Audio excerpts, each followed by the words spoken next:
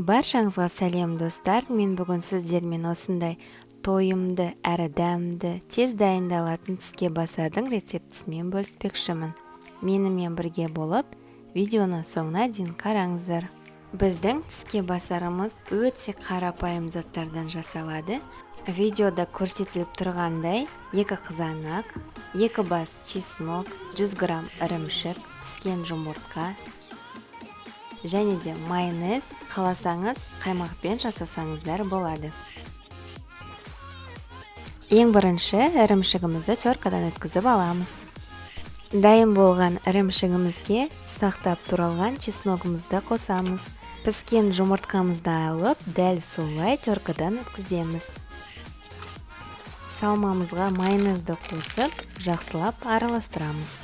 Салмамыз дайын болып қалды. Ендігі кезде қызанақтарды турамастан бұрын мен тарелкамды әсемдеп алуға шештім.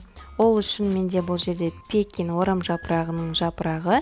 Сіздер арнайы салат жапырақшаларын қолдансаңыздар болады. Қызанағымызды 1,5-2 см қалыңдықта дөңгелектеп турап, оның бетіне салмасын саламыз.